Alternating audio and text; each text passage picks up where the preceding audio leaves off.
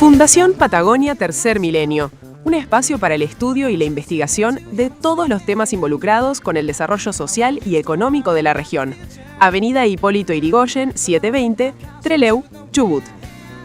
Municipalidad de Rawson, la nueva capital. Somos una compañía global de energía, líder en Argentina y la región.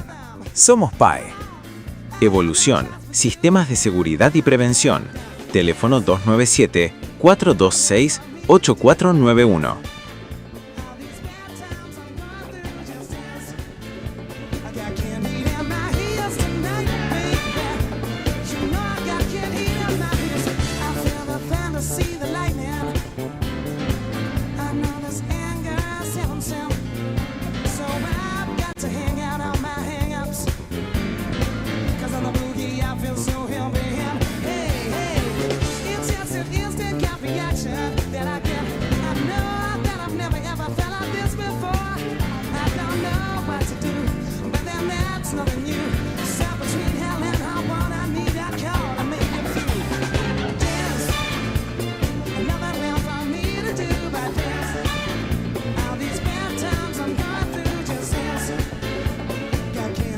Hola, ¿cómo están?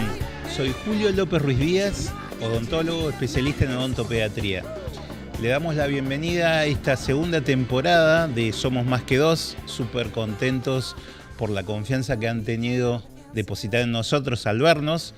Agradecidos una vez más al Grupo Jornada por darnos la posibilidad en este maravilloso espacio que es el streaming de traer invitados para aprender más con ellos sobre temas de salud y poder ser un poquitito mejores, más formados.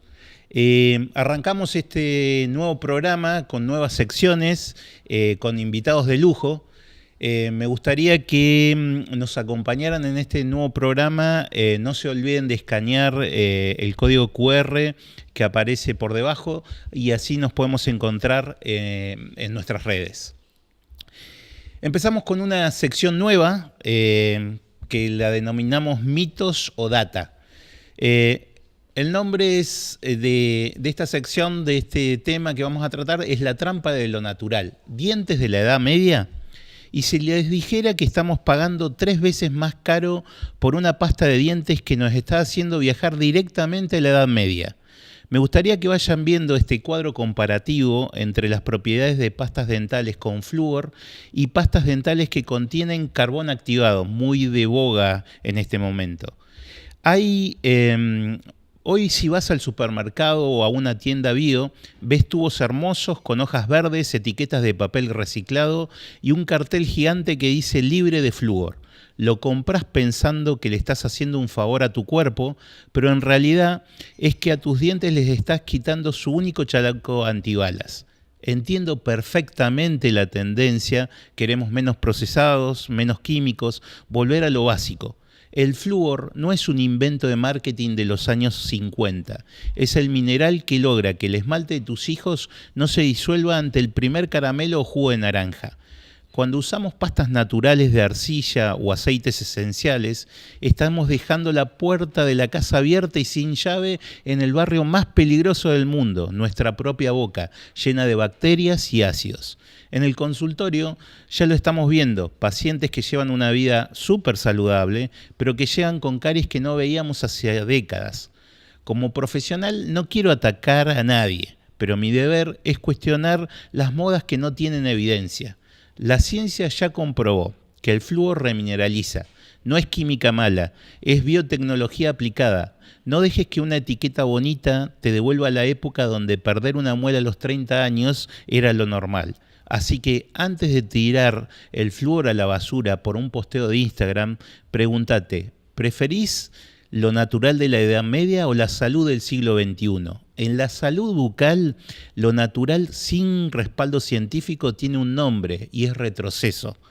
Me gustaría que vieran esta última placa porque la Asociación Dental Americana, que es un organismo de gran prestigio a nivel mundial, y otras organizaciones globales no suelen otorgar sellos de aprobación a pastas de carbón debido a la falta de evidencia sobre su seguridad y eficacia. Así que por favor, pensalo y tratemos de no estar influenciados por las redes y sí por la evidencia científica. Bienvenidos a Somos Más que Dos, segunda temporada, episodio 1. Asma, bronquiolitis y neumonía. La guía urgente para no entrar en pánico. Vivir en Trelew tiene sus desafíos. Tenemos el viento que te vuela las ideas junto con el polvillo del valle que te hace estornudar en 3 idiomas. Para entender qué nos pasa hoy, no traemos a cualquier médico. Traemos a un profesional que sabe lo que es quedarse sin aire.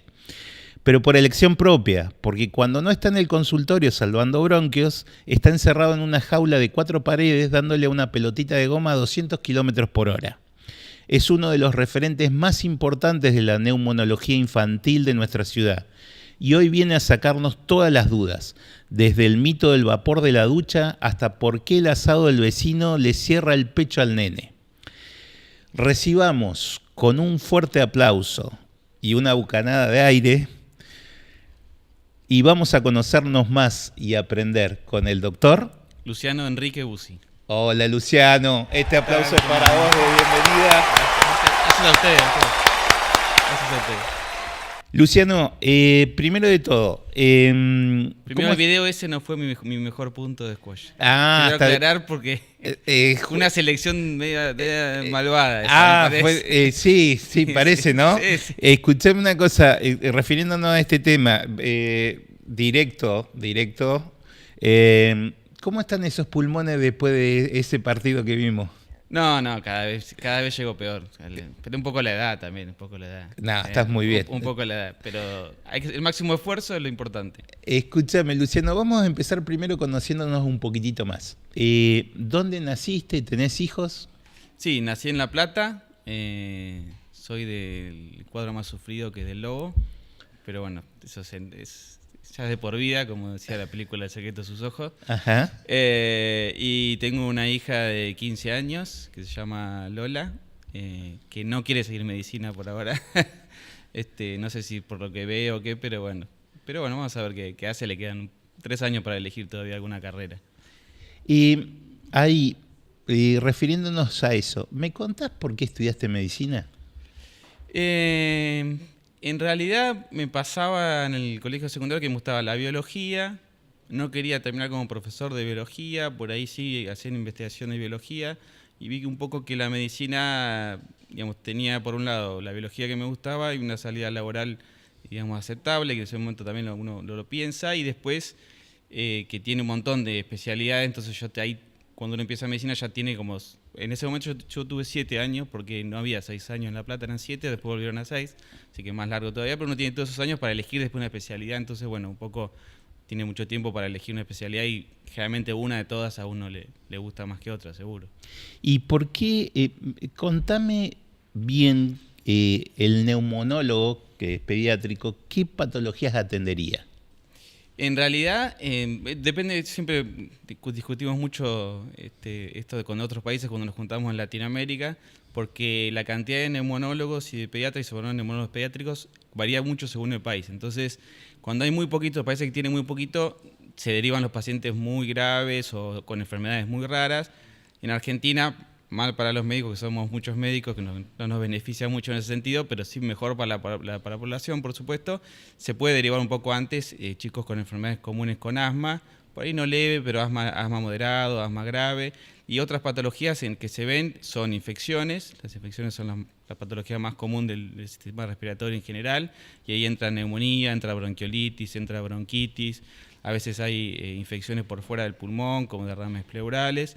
Y después hay alteraciones un poco de la vía aérea superior, que a veces la ve el otorrino, a veces las vemos nosotros, que son las adenoides grandes, que eso vos un poco por odontólogo también ves algunas consecuencias, hipertrofia amigdalina, respiración bucal, rinitis crónica, que también las solemos ver nosotros, a veces compartido con otros profesionales. Y vayamos de a poquitito entrando en tema. El ruido de respirar. Es muy común que los bebés hagan ruido al dormir. ¿Ese sonido es normal por inmadurez de las vías aéreas o es una señal de alerta para que los papás lo lleven a la guardia? Si es un ruido que hace siempre o en algunos días. Explícanos a ver. Hay algunas diferencias. Pasa sobre todo en los padres primerizos que notan que la respiración del bebé es más ruidosa que la del adulto por una cuestión de tamaño de la vía aérea superior, ¿no? En ese caso, por suerte ahora todos tenemos para filmar con el celular, se sugiere, si no lo hace en la consulta ese ruidito, filmarlo y mandarlo, porque bueno, sabemos que si justo el bebé o el chico no va dormido, cuando uno se duerme cae toda la contracción muscular de toda la vía aérea y suelen aparecer más ruidos durmiendo que despierto, ¿no? Entonces sugiere por ahí mandar el video y en ese caso ver si el médico le parece que es algo patológico o no.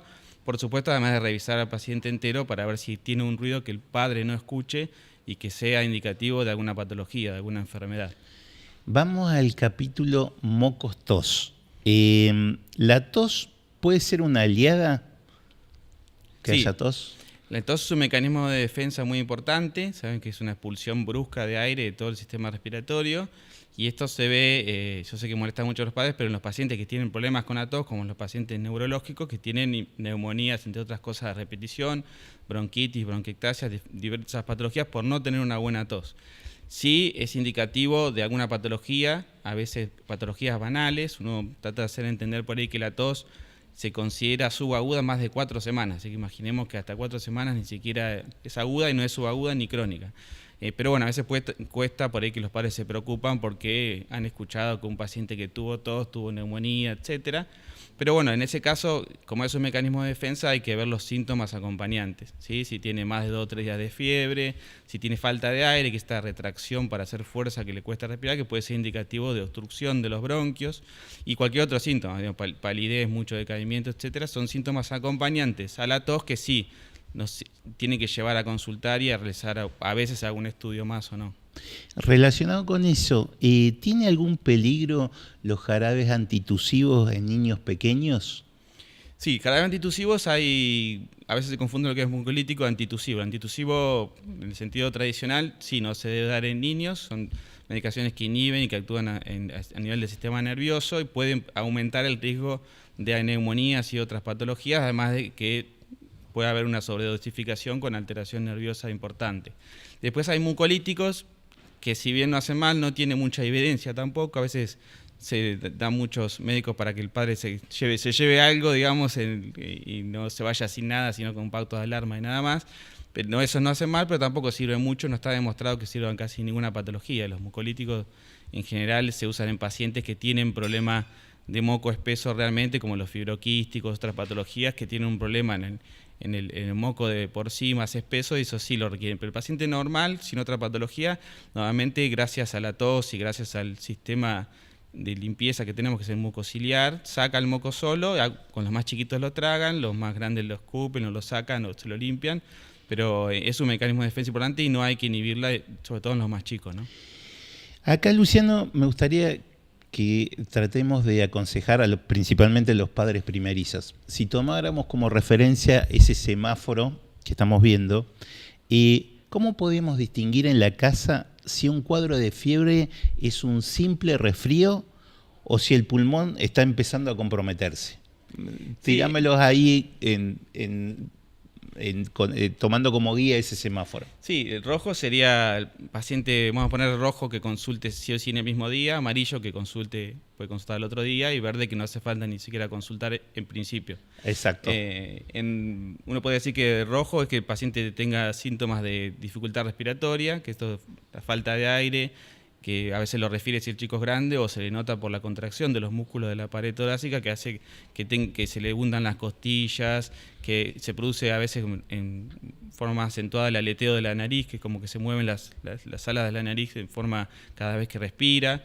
Y la fiebre muy alta en chicos deben consultar siempre, y la fiebre prolongada, más de 2 o 3 días para un resfrío, debe por lo menos consultar y revisarse, porque a veces puede esconder o una otitis o una infección en el pulmón. Eso sería lo más urgente, digamos. Después un amarillo es que el paciente, supongamos, tiene una gripe fuerte, que uno supone que tiene un decaimiento muy grande, dolor muscular, no tiene que ir de urgencia, pero conviene que tiene mucho aqueamiento y mucho dolor muscular, consulte también. Y el verde es el resfrío común, que no tiene prácticamente ningún síntoma acompañante, ni poca fiebre, sin dificultad respiratoria. Y otra cosa importante es la actividad. Si come y duerme bien, sobre todo en los bebés que no hablan, uno tiene que ver más o menos cómo evaluarlos. Es come, duerme bien, hace pis, hace caca, etcétera, todo normal. Y bueno, ahí hay que aguantarlo. Si por supuesto se queda duda, uno debe molestar al médico, lamentablemente, sobre todo en los padres primerizos, porque bueno, no es fácil. Hay cuadros parecidos a los pulmonares como la laringitis, que pueden causar dificultad respiratoria, no son pulmonares, dan una tos por ahí medio perruna, pero es difícil distinguirlo a veces, solo con el estetoscopio, digamos. Vamos a ir entrando ahora a ciertas patologías que fuiste nombrando. Empecemos primero por el asma. ¿Qué es el asma? ¿Es para siempre? Sí, el asma tiene una base genética, no se conocen todos los genes, pero sabemos que en familia se agrupa, digamos, así que hay una base genética sin conocerse todos los genes, pero se sabe eso. Es una enfermedad inflamatoria crónica, ¿sí? Que no siempre tiene síntomas, que eso es lo difícil por ahí de entender, pero en general el diagnóstico conviene decirle que el diagnóstico de asma es de por vida y que por suerte todos los pacientes andan bien sin medicación muchos años, que puede ir y volver, puede volver en la adultez, etcétera. Y esta inflamación del árbol respiratorio prácticamente completo produce síntomas. Lo más leve es durante el ejercicio del sueño, que es tos en el ejercicio y tos en el sueño, que es lo más característico.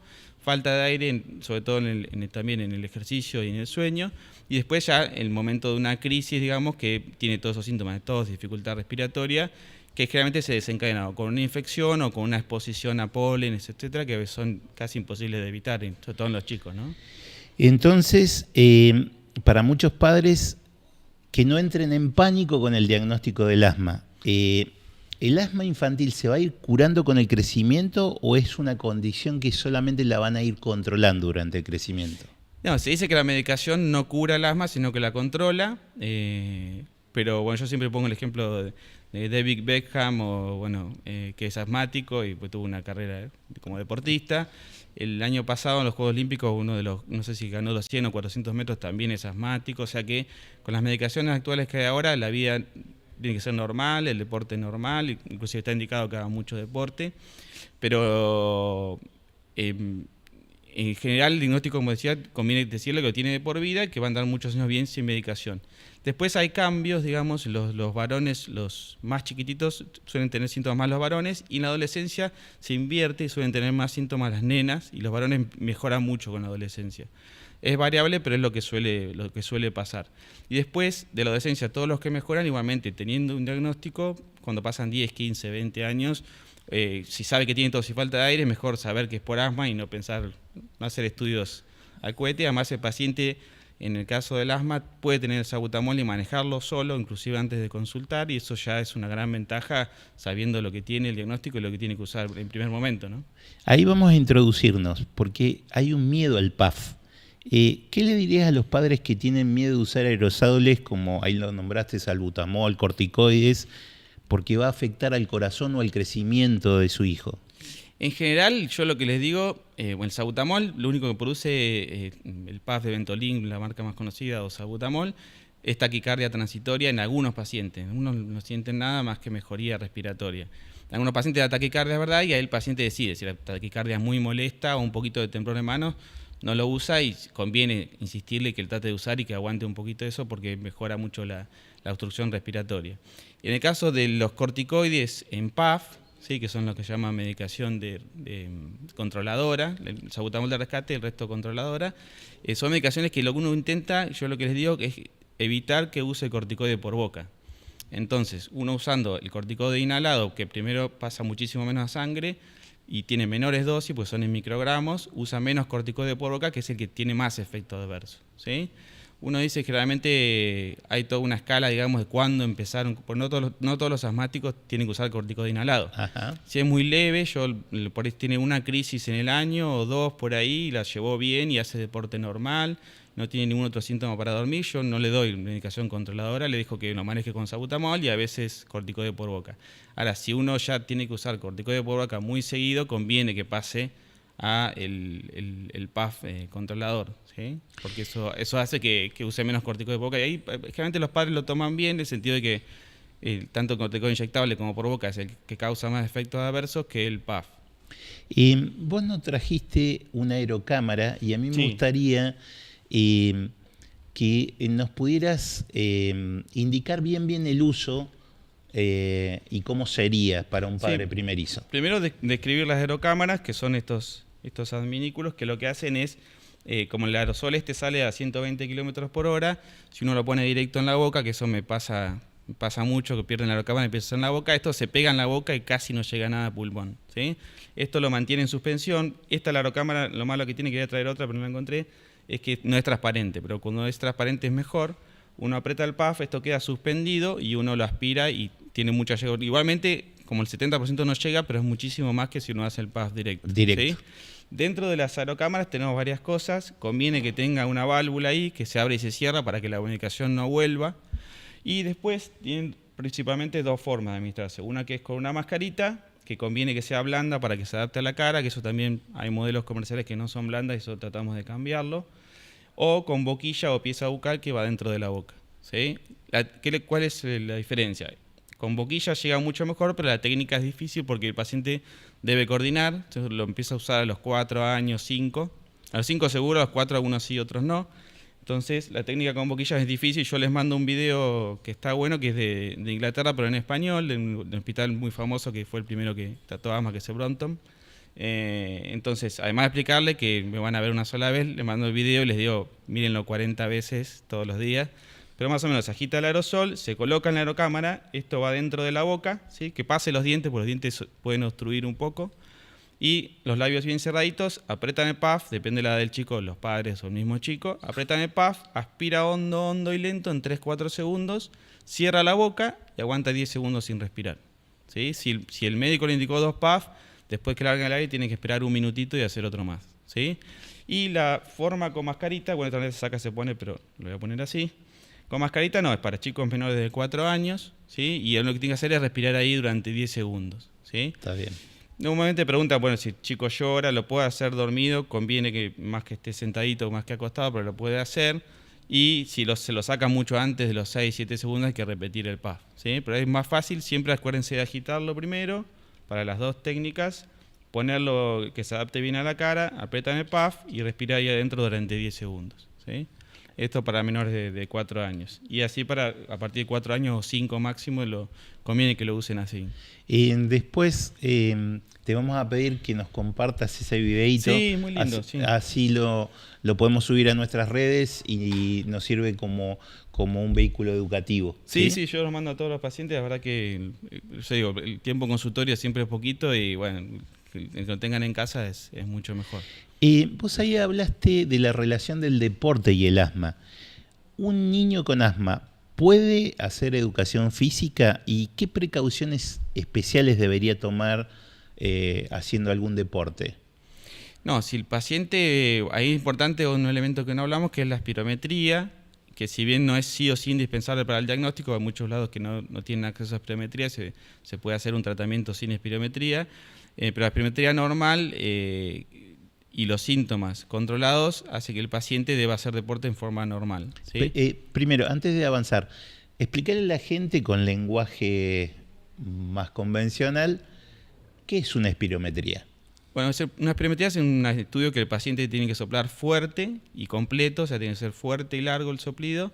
Y lo que hace en este soplido, el aparato sabe, según la edad, la altura, el sexo y el peso, cuánto tiene que largar en el primer segundo con respecto al total. Ajá. ¿Sí? Los nenes chiquitos largan el 90% o más. Los nenes más grandes se acerca a lo de adulto, 80-70% más. Si largan menos de eso en el primer segundo, significa que hay una obstrucción bronquial y con los síntomas suele confirmar el diagnóstico de asma. Y además, en la espirometría se puede dar sabutamol, repetirla después del sabutamol, y esa diferencia es todavía más confirmatorio de asma y de falta de control de asma también.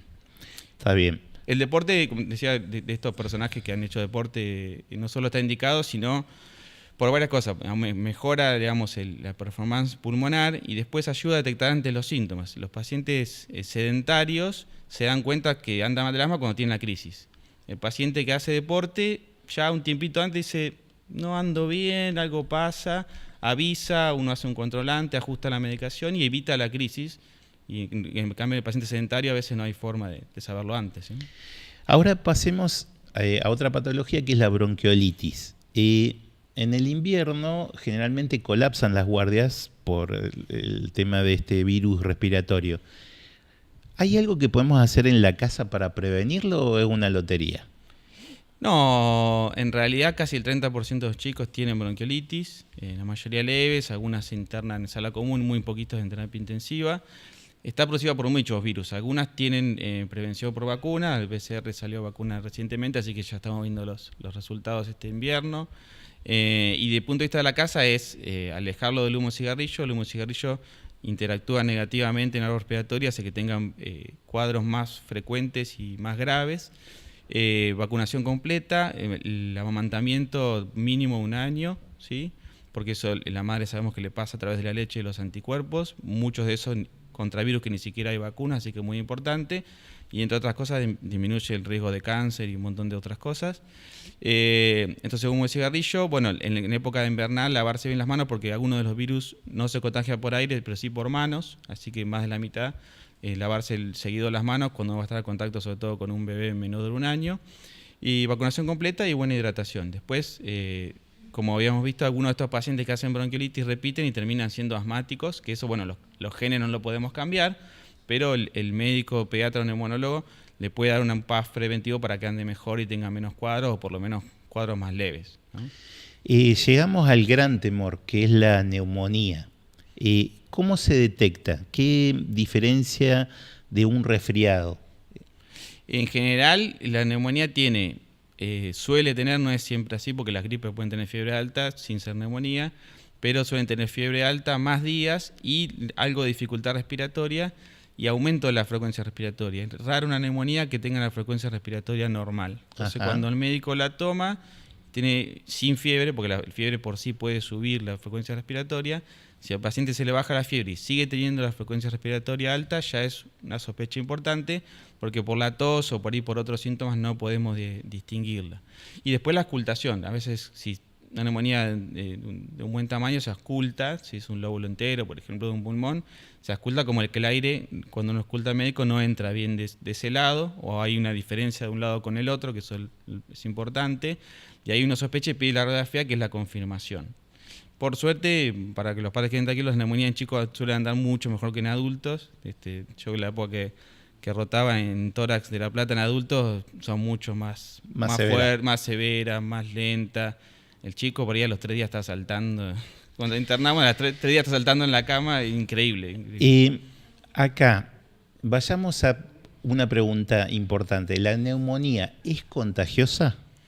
Sí, la neumonía generalmente lo más común es que empiece por una infección viral y por causas que o se tapa un poquito de bronquio o hay una tendencia por ahí del paciente a hacer la neumonía que junta moco y se consolida una parte del pulmón que en vez de tener aire está ocupada por moco y pus, ¿sí? Lo más contagioso es el virus, la bacteria menos, pero las bacterias también pueden contagiarse y por suerte han salido vacunas para prevenir varias de estas neumonías. Sigue habiendo neumonía porque son diferentes gérmenes y diferentes tipos de gérmenes y con diferentes resistencias. Y esto, por ahí también es importante decirlo, que la resistencia aumenta cuando se dan para los resfríos muchos antibióticos y en la población, sobre todo nosotros que estamos alejados y aislados un poco, hace que aumente la resistencia al antibiótico en la población y cuando realmente lo precisamos en una neumonía no hace efecto. Así que eso... A mí me gustaría poner énfasis en un tema que en la actualidad hay estos movimientos antivacunas. ¿Qué tan efectivas son las vacunas actuales para prevenir estas formas graves de enfermedad? Sí, muchas vacunas no son solo para el respiratorio, sino en el caso del neumococo para evitar la meningitis que causa también el neumococo, a pesar del nombre del germen que significa de vía respiratoria, de pulmón, digamos de las efectividades más grandes que tiene para evitar la meningitis por neumococo. En general, las vacunas, junto con el agua potable y las cloacas, a lo largo de la humanidad fue lo más importante para cambiar la expectativa de vida y la calidad de vida.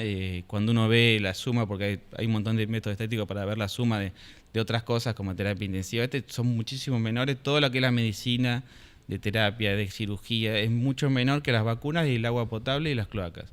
En ese sentido, por supuesto, vamos avanzando. Además que las vacunas que aparecen, a veces los gérmenes mutan y cambian, como en el caso del virus influenza, del virus de la gripe, así que hay que ir cambiándola, pero igualmente son una medida fundamental en todos los pacientes y bueno, en los pacientes de riesgo ni hablar, ¿no? Bueno, ese concepto quiero que esté súper claro, porque lo que hablaba antes, el tema de la relevancia, el fundamento científico que tienen las medidas de prevención, sí, no se pueden contrarrestar ni se pueden comparar con un movimiento antivacuna que no tiene ningún sustento. Sí.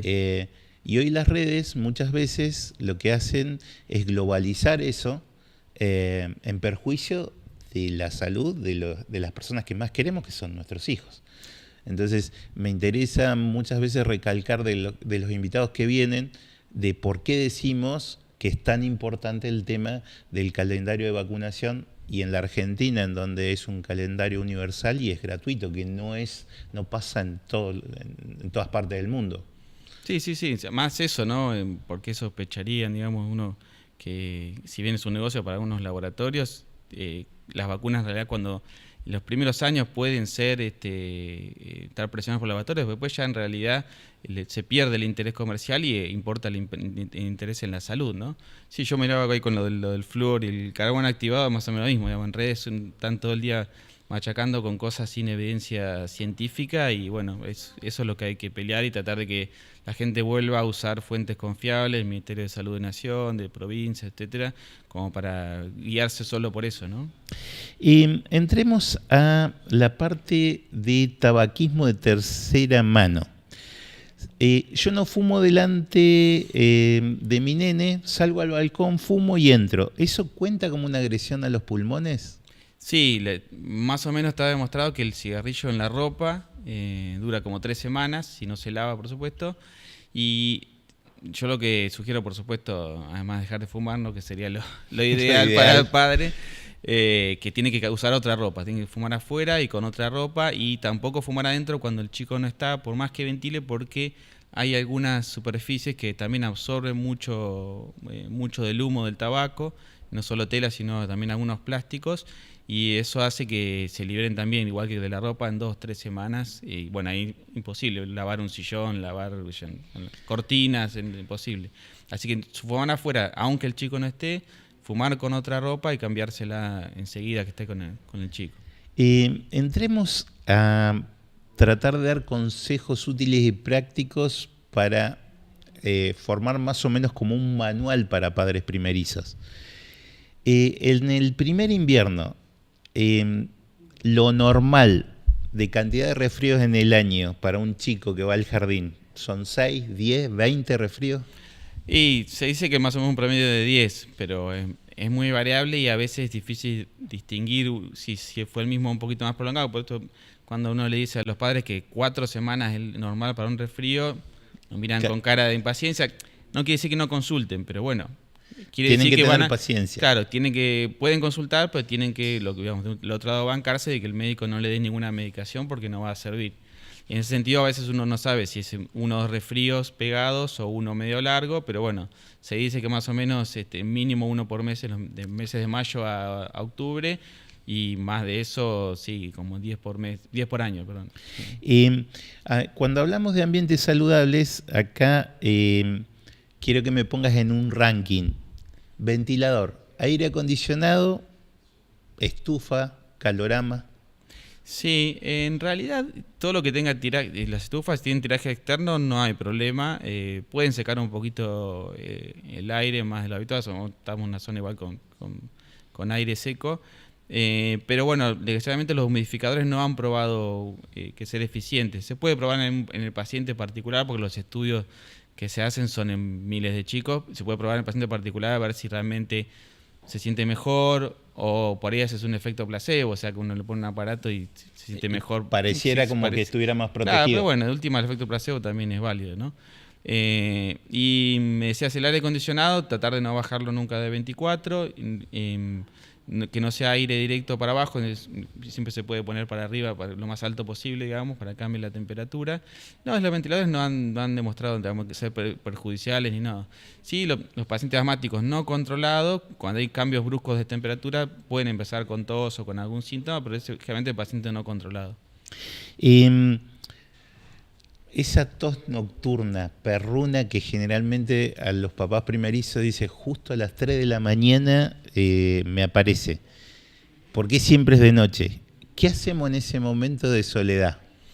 Y en realidad, bueno, o sea, en la tos perruna es sinónimo de laringitis. La laringitis no suele ser grave, pero es muy molesta, da mucha tos, tarda bastante en irse.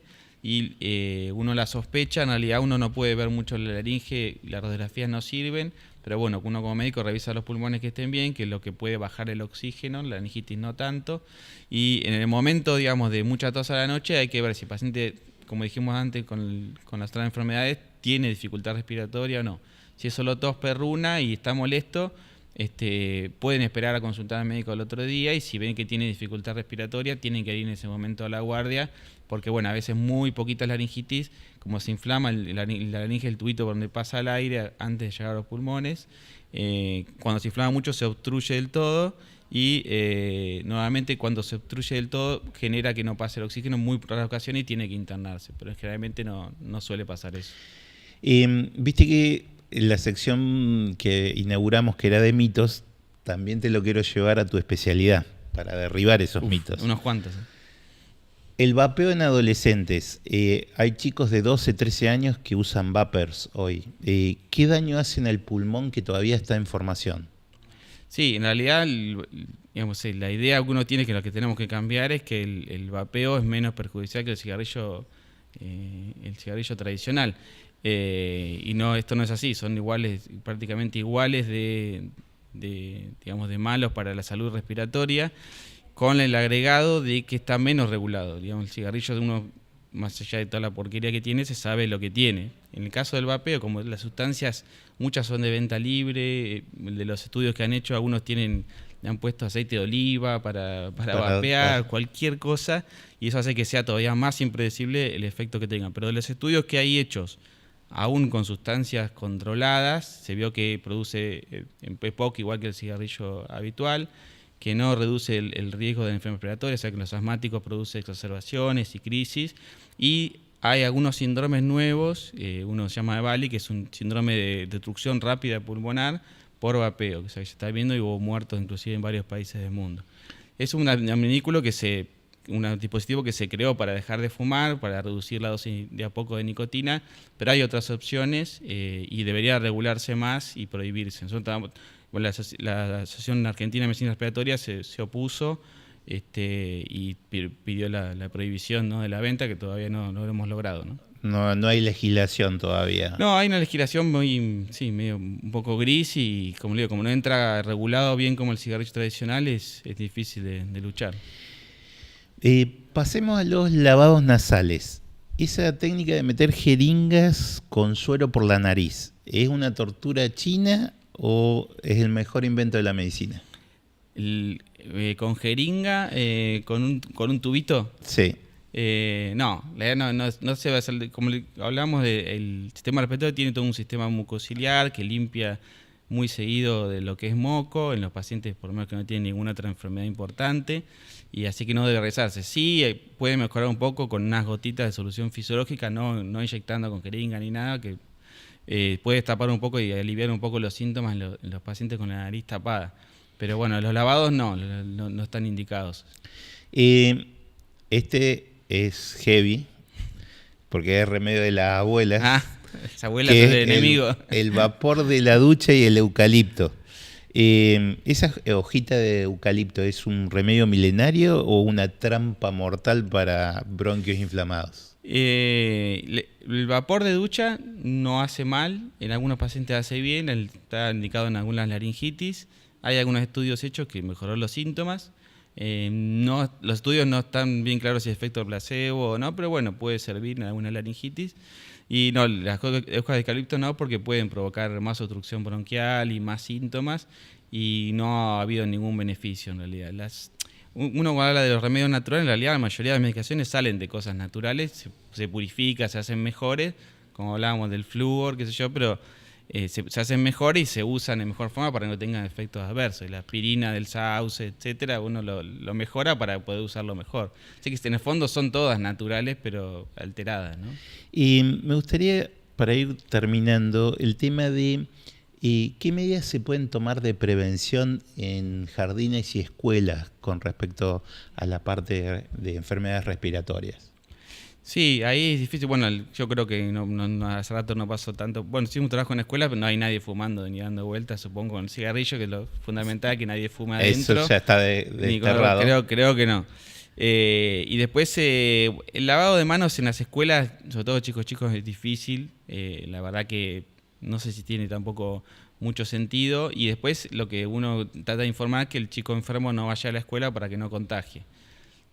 Mejora, digamos, se vio en la época de COVID, mejora en el sentido de cuando volvieron de la pandemia, mejora, pero siguen produciendo contagios, pero menos. ¿Por qué? Porque muchas enfermedades contagian antes de los síntomas. Entonces uno sabe que el paciente que empezó con síntomas hace 2 días que está contagiando. Pero bueno, siempre va a ser menos días de contagio si deja de ir que si no deja de ir. Y vamos a entrar, ya terminando en el programa, en una sección que la denominamos Gracias. Esto es porque mi mamá, la Uyoli hoy, una vez yo le pregunté ¿cómo puedo sentirme feliz más rápido? Entonces ella me miró y me dijo, mira, empezá primero por agradecer, de lo pequeño a lo más grande, y aprendé a empezar a ver lo que tenés y no lo que te falta. ¿A quién le dirías gracias, Luciano, y por qué? Bueno, a mis padres que me permitieron, hablando de salud, ¿no? Me permitieron estudiar, al sistema educativo argentino, que es uno de los 21 países del mundo con la universidad gratuita, así que eso también es fantástico. Y después los diferentes profesores que he tenido, a mi familia, por supuesto, que me ha apoyado, y después a los colegas donde trabajo, que realmente fue bien recibido acá, no solo en La Plata, pero cuando vine acá fui bien recibido, y la verdad que siempre me sentí muy cómodo. Y la gente del squash acá que está. Mira, Luciano, espero que te hayas sentido cómodo en este programa. Tenemos un obsequio del programa para vos. Muchas gracias. Espero que te guste. A ver, sí. Abrilo, a ver si le pegamos con el gusto. A ver. Uy, sí, seguro. A ver si viene bien. Muy bien. Un mate hermoso. Bueno, muchas gracias. Bueno, Luciano, te quiero primero agradecer porque sos un gran profesional, una gran persona. Darte las gracias por este tiempo para compartir tus conocimientos con nosotros y tratar de, desde este programa, poder educar un poquitito más a la gente. Y te queremos despedir con este fuerte aplauso. Gracias por haber venido. Gracias a ustedes, gracias a ustedes. A todos ustedes los esperamos en unos días más, y con un nuevo episodio, con un nuevo invitado, y por sobre todo quiero darles las gracias. Gracias totales, nos vemos prontito. Chao.